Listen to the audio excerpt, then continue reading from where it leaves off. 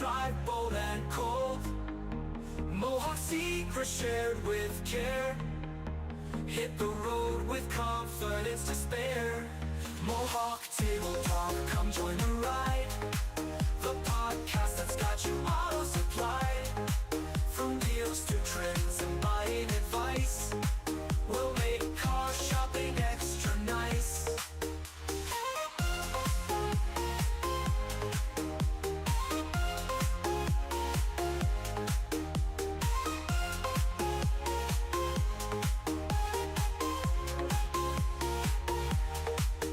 Got a question, ask away. Nate and Mike got things to say. Guests drop in with insights to share. They'll guide you with their expert flair. Stories flow, insights unfold.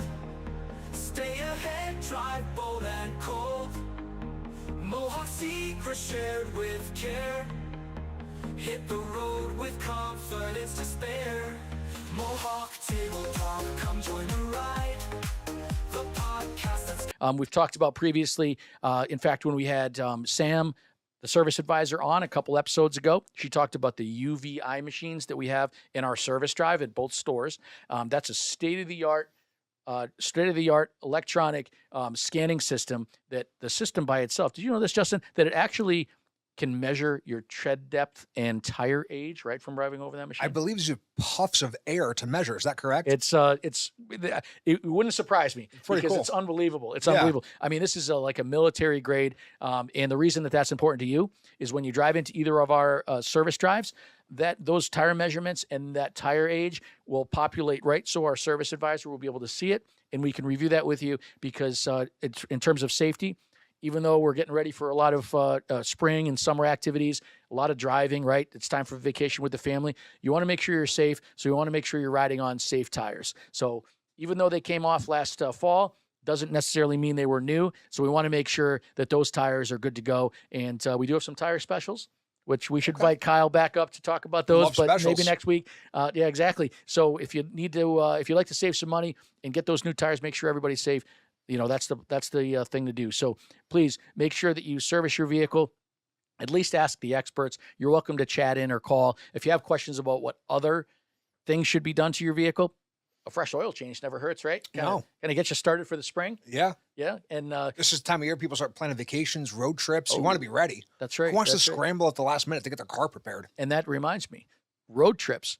What's something that really, really does a number on a vehicle in terms of stress, right? If you have a camper or something like that, or even a trailer, vehicles are built for it. But however, you need to take care of those vehicles to make sure that they're ready to go. So that's our tip in terms of servicing your vehicle.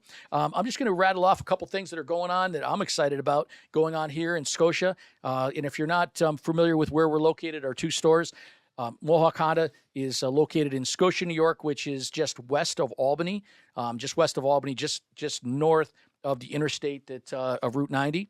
And we're in Schenectady County. And Mohawk Chevrolet, of course, is located just in Saratoga County, which is just south of Saratoga, but north of Clifton Park in Ballston Spa. So, and they're right off the highway. And the two stores are about 15 miles. Is it about 15 miles? About 15 apart? miles, yeah. Yeah, Justin and I both live in that in between. So we're lucky enough to be able to get to either one pretty quickly. So one of the big attractions of this area, and I'm talking about Scotia now. Okay. And that is almost that sign. It's like that switch that everybody in the Scotia area knows. The that spring spring is coming. institution. That's right. Everybody knows, right? You know what I'm talking about. I do. Jumpin' Jacks. Oof. Ooh, Jumpin' Jacks, right? Are the local drive-in, the local burger and good time ice cream and good time place. It's literally nationally known, right? It's, I mean, it's they're an on institution. It's unbelievable. It's crazy what they have going on down there. And shout out to the Gazette newspaper who published that it looks like their opening day is in a couple weeks. So Jumpin' Jacks in Scotia, opening to the public, opening for the season on March 27th. March 27th. So March 27th, mark it down. March 27th, Mark Lansing Jr. and the ownership and to the team down there doing a stupendous job. And we have folks come up to the dealership afterwards because we're only how far are we? Like 2 miles away? Yeah. Not even? It's literally right down the street. and we've probably seen some employees run out during lunch and go Oh yeah, down. we have some that are famous for showing up with, 2 paper plates on top of each other. We all know what's between them. That's right. So that's the local drive-in. There's a lot of great eateries in both the Ballston Spa and Scotia area, but we love Jumpin' Jacks, and so March 27th, they're opening for the season. So that's certainly good local news. And also, we're partnered with a lot of local charities, a lot of local educational facilities, obviously schools, right? Justin was in the Scotia area, right? So that's important. Yeah, and live we want to here make sure we know where our the taxes and everything go to. Yeah. And we want to make sure that we do everything we can. So another sign of spring is spring sports.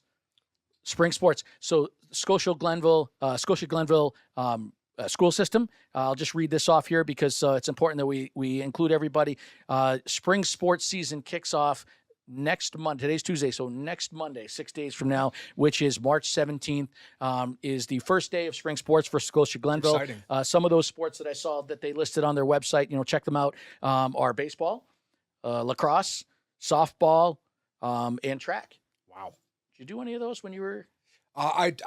In the spring, we had to play spring sports, so I played tennis, believe it or not. Okay. All right. In my much younger years. Tennis. Yeah, if I didn't mention it, I'm sorry. It is tennis is also. Hey, there we go. Yeah. See that? Yeah, tennis Saved also. one. Yeah, it's I ran track. Okay. It was a little more my that tennis. I don't know. That's pretty tough. So good for you. And of course, all the spring sports, baseball season, and across the Northeast, anytime baseball is it's baseball season, and it's time for the cookouts, and we got a long season ahead of us. So Scotia Glenville starting their season, I think tryouts and so forth are starting then. So tune in for that. We'd love to support them in any way we can. Tune in, or actually check out the website again, Scotia Glenville School System for those schedules. And one thing I want to ask, I wonder how many of our viewers know what a tartan is?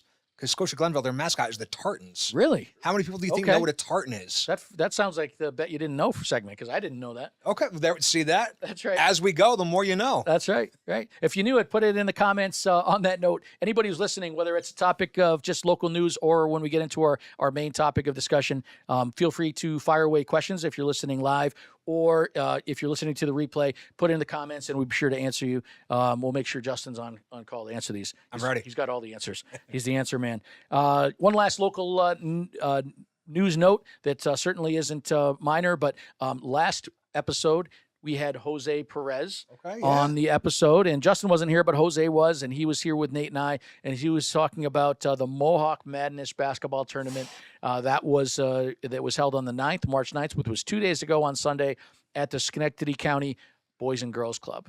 What a great time. I think I saw you there.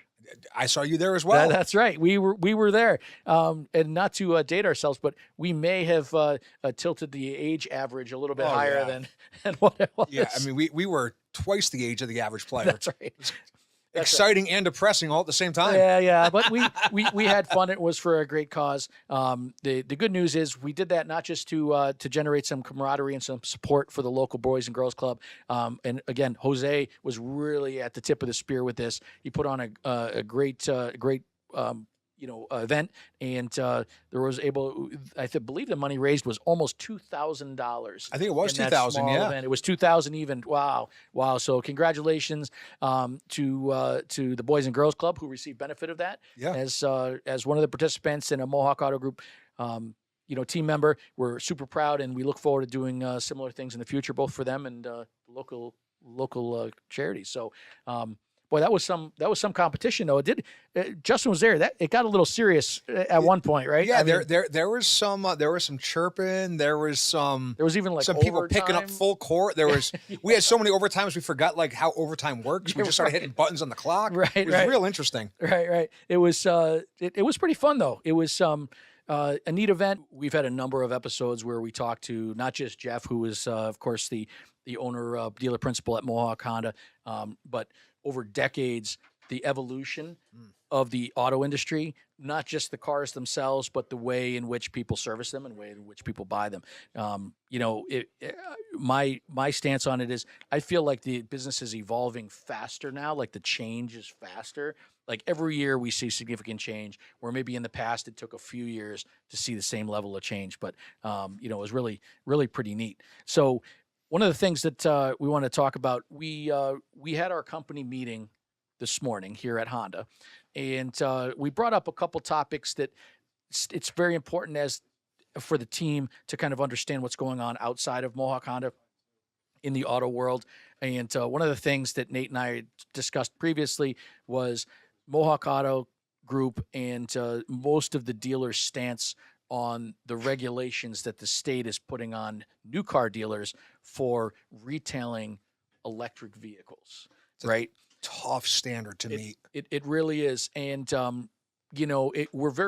feel like I personally am kind of reactionary. I feel like when anybody, whether it's the state or anybody, kind of forces something on you, you kind of rock back on your heels a little bit, and that's the kind of my position, having done this for a long time, that I haven't seen a scenario before where the dealer that I was working with was made to sell a certain type of car. Right. It's kind of weird. Right. Yeah. And what we're referring to is the mandate that within the next 2 years, by 2026, the state would like to see 35% of the vehicles being retailed as new vehicles be EVs.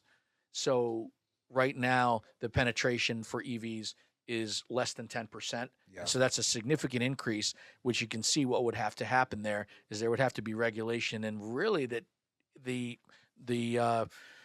short end of the stick ends up being with the customer. Yeah. Because the customer says, I'd like to buy this vehicle, and if it's not an EV, a dealer may not be able to sell it to them. Now, you and I haven't talked about this before today. Justin, what's your thought on kind of how does that sit with you? What's I think it's kind of an interesting time in our industry because the world is changing. There's a lot of manufacturers that have really excelled with electric vehicle sales and the performance of electric vehicles, right? There was a time where people were like, oh, I don't want an electric vehicle. It's not going to perform like an internal combustion engine.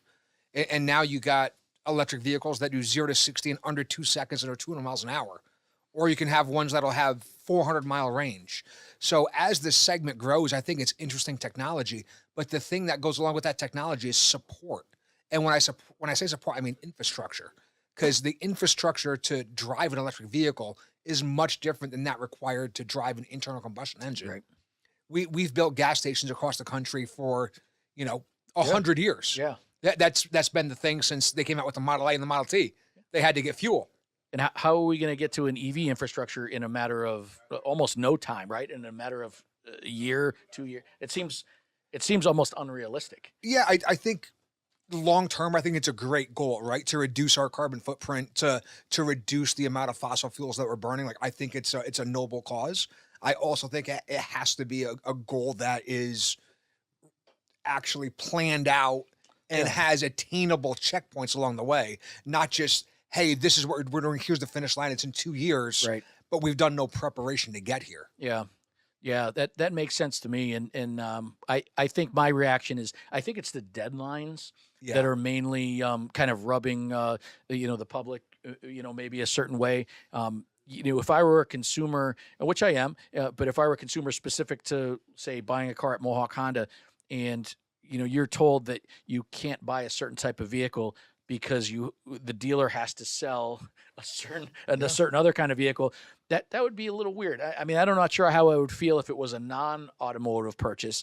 I went in to buy a new dress shirt, and I went into the store, and that store told me, oh, you can't buy that dress shirt because we only sell blue dress shirts. And I said, well, okay, but I don't want a blue dress shirt. Well, that's too bad because the rules are we have to sell only blue dress shirts because we've already sold enough plaid shirts.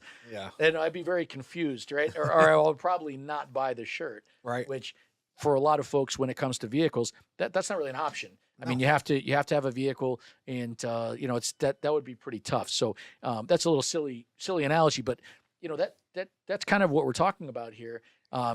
So to over-explain, we in past episodes and this one, we we really feel like our pushback against the state is not by any means because we don't believe that the carbon, footprint or the EVs, we don't believe that they're a bad thing. In fact, we think they're a really good thing. What we believe in is that the consumer should have a choice. The consumer should have a choice and continue to be educated. And as the technology evolves, we believe that integration, into the new vehicle sales pipeline will naturally move that way.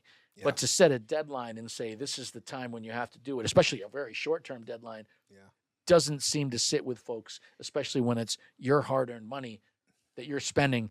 I'd want to get what I want, right? You know what it kind of reminds me of, and we've both been doing this for a long time. Do you remember when New York placed the CAFE standards on manufacturers? Yeah. So every model line had to meet a certain EPA standard. Mm-hmm. And if it didn't, what did you have to pay on certain cars that didn't get it? Yeah, it was significant. There was a gas guzzler tax. That's right. On a lot of models. So that's where my head's at. Like, boy, how easy was that? Like, if you don't meet this standard, then on certain cars that don't meet the EPA requirements, you as a manufacturer and the consumer have to pay a tax. Yeah. But at least the consumer had a choice, right, which seemed like a responsible countermeasure to the carbon footprint into vehicles that were hyper consuming, in their opinion, fuel. Absolutely. So I thought that was, at the time, I was like, wow, this stinks, where, being in a Highline store, half of our cars are like, man, we have all these gas guzzler taxes. Who's going to buy these things? But people still have the choice to make that purchase, where if we say you have to buy 35% of electric vehicles, we're alienating 35% of our population, saying these are the only cars you can buy. Yeah, that's it. Yeah, anytime somebody's not given a choice, right? I mean, I think that's in general what we're pushing back against. We appreciate the support. We've had a lot of support from viewers. We have, of course, certainly have support from our team here with this, but it's something that we're going to continue to talk about. There's a couple other topics we want to get to before we go too deep in that. We do want to talk about, and this might be related. We had talked this morning in our meeting with our team that there were a couple indexes that measure how consumers have confidence in the market that have decreased over the last 30 days. And it could have something to do with just this news in general, right? Not specific to maybe EV mandates, but just in general, the way that some level of legislation, whether it's state or federal, kind of forcing different things. And I'll read those stats really quickly that we shared. And this is talking about February 2025. The February Consumer Sentiment Index was decreased down, which is worse, down to 64.7, and that's an index number that's compared to 100. And the February Consumer Confidence Index was down to 98.3, which is down quite a bit from the 105.3 in January. And both of those indices indicate that there's some unrest with the general public. The sentiment has to do with measuring whether the public, including us, or how likely we are to consume goods or services, how likely we are to buy, including vehicles. And confidence has to do with non-expenditures, such as could be things like politics or legislation, or the possibility of things that are coming up, which is certainly our next topic. So there is certainly looming, unless you haven't turned on social media or news in a while, you've heard that there are enacted and also stayed U.S. tariffs that will certainly affect the auto business in some level. We briefly touched on it, and certainly I and our team are not economists, but we're certainly impacted or potentially impacted depending on what happens in the beginning of next month. I'd ask Justin this. Justin, of course, is one of the lead sales managers at the dealership. Have you heard anything in terms of questions, or, what have you heard from the sales team? What have you heard from customers that have come in? Like, what's the feeling around this? And maybe they're related to that consumer sentiment index. It's interesting that you bring that up, because we've had a number of consumers actually felt pushed into the market because they don't want to have to pay a higher price for something that they can get now. Makes sense. I was talking to a customer actually just this morning that said, I think this is more of a reality than maybe people are reporting, because I believe in watching the market. I think the market reflects, and when they say the market, they mean the stock market, the S&P, the New York Stock Exchange, all the major indicators. They say when I see red in the market based on this news, it typically means there's some level of reality or something that's coming that is causing the market to react this way. Now, is it sentiment? Is it tariffs? Is it news in general? Hard to pinpoint, but we've experienced consumers moving on purchases and goods out of concern of potential higher prices in the pipeline. Yeah.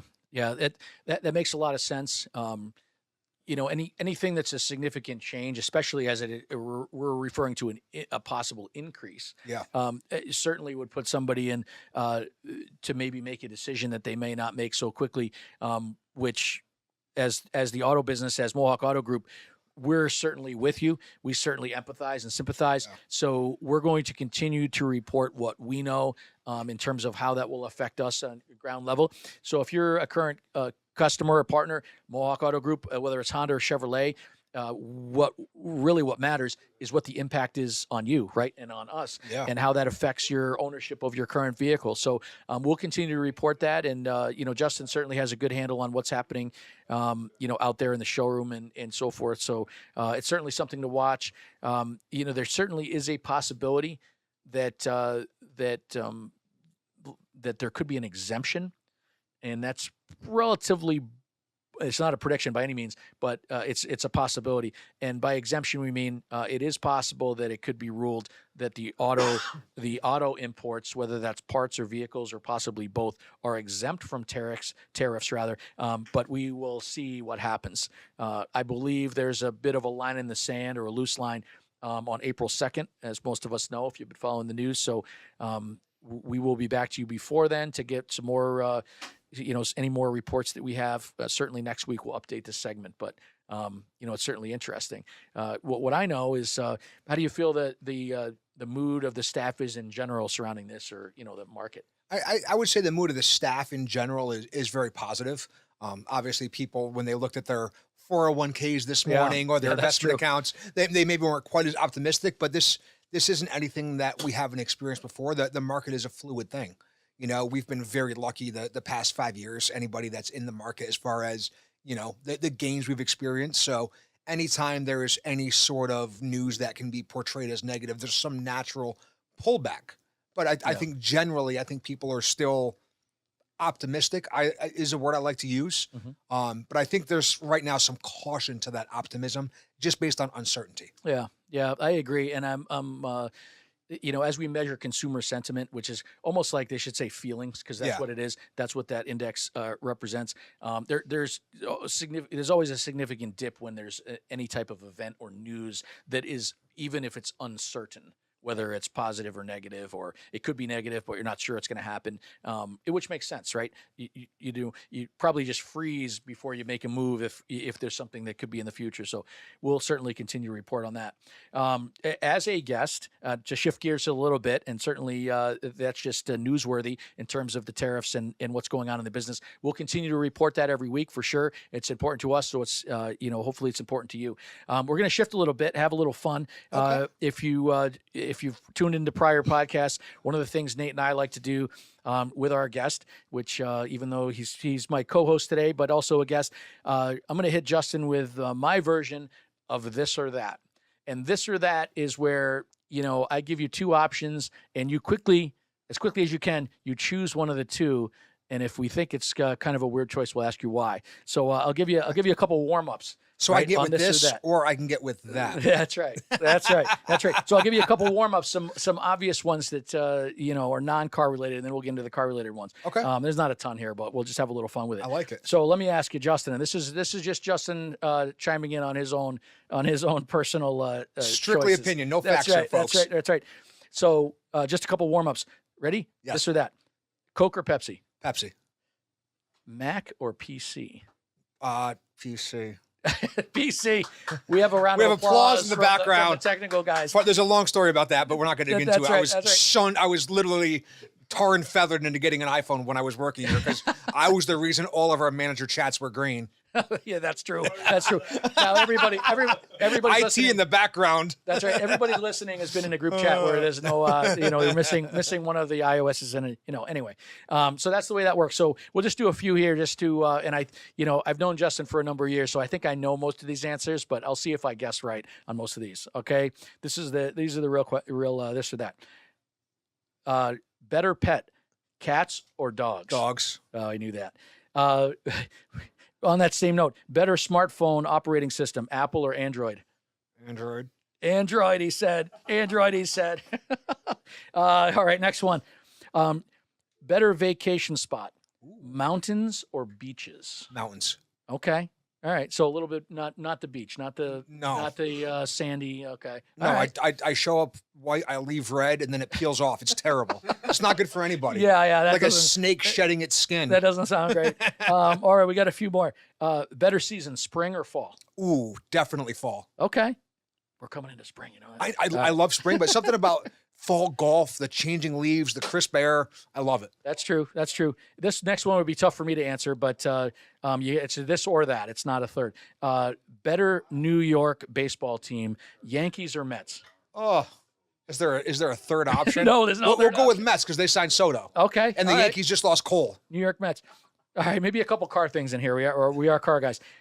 Better car drivetrain, ICE or hybrid or EV? Hybrid or EV? I'll go hybrid. Okay. Better SUV accessory, roof rack or running boards? Roof rack. Okay, I'm with you on that. Better way to buy a new car, finance or lease it? Lease it. Better way to sell your current vehicle, sell it outright or trade it? Trade it. Tax credits. Take advantage of the credits that we get in New York State. They're so few and far between. That's right. And one more. That is car related. Better time of the year to buy a vehicle, summer or winter? Definitely summer. Perfect. And we're coming up on it. Well, thanks, Justin, for playing this or that. That was fun. I enjoyed that. Yeah, we know a little about him. Now, in his defense, you can't choose a third during this or that. You have to choose one of the options that are given to you. So we'll make sure we get a Pepsi and tune in on his Android after this. But that was fun. So we covered a decent amount in this episode, and it's important to us that we continue again every Tuesday. Mohawk Table Talk, 12:30. We bring to you the latest and the greatest. And today we talked briefly about what's going on locally. If you didn't hear the beginning, make sure that you check out again. It's the Scotia News, so right by the Honda store, Jumpin Jackson, Scotia. Opening day is March 27th. So make sure you get in line there. I know we'll have some staff that'll be down there for that. If you're a Scotia Glenville youth athletics or school level athletics, start next Monday, which is March 17th. So tryouts and so forth with some pretty cool sports. So that's important to us.